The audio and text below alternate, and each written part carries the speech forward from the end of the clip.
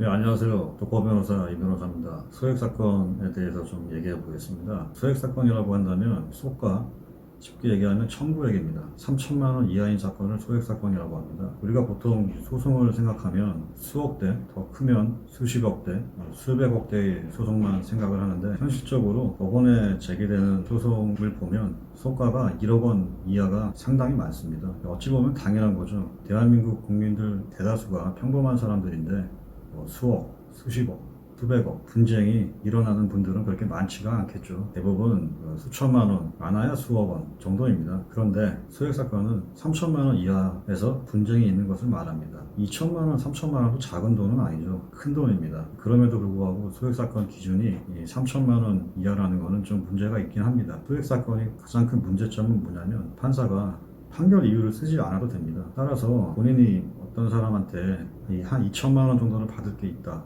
근데 갚지를 않는다.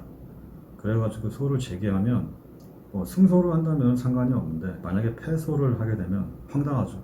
왜냐하면 판결 이유가 없어요. 내가 어떤 이유로 패소를 했는지 알 수가 없습니다. 따라서 소액사건 판결이 있으면 당사자들은 거의 대부분 다 항소를 합니다.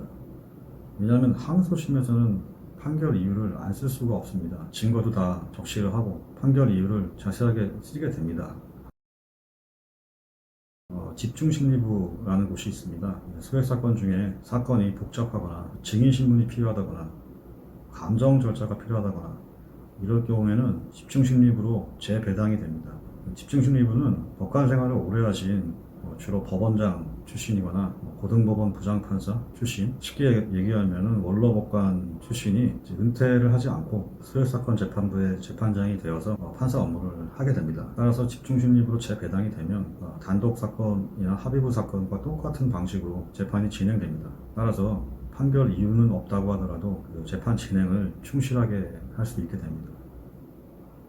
물론 판결 이유를 안 쓰는 거는 마찬가지예요. 근데 제 경험에 비추어 보면 쓰기는 씁니다. 몇 줄 정도는 쓰는 것 같습니다. 2천만 원, 3천만 원이 작은 금액이 아닙니다. 따라서 본인이 소송을 해야 되는데 금액이 3천만 원 이하다, 소액 사건이다 라고 하더라도 변호사와 충분한 상담을 하고 변호사를 선임해서 소송을 진행하는 게 궁극적으로는 비용을 절약하는 방법이 될 수 있습니다. 소액 사건은 집중심리부로 재배당이 되지 않는 한 간단하게 끝나게 됩니다.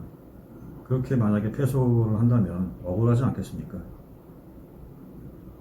궁극적으로는 소액사건도 판결 이유를 반드시 기재하도록 법이 바뀌어야 됩니다. 그러나 현재는 그렇지 않기 때문에 지금 상황에서는 소액사건이라도 가볍게 보지 말고 변호사와 충실한 상담을 통해서 소송을 진행하시기를 바랍니다.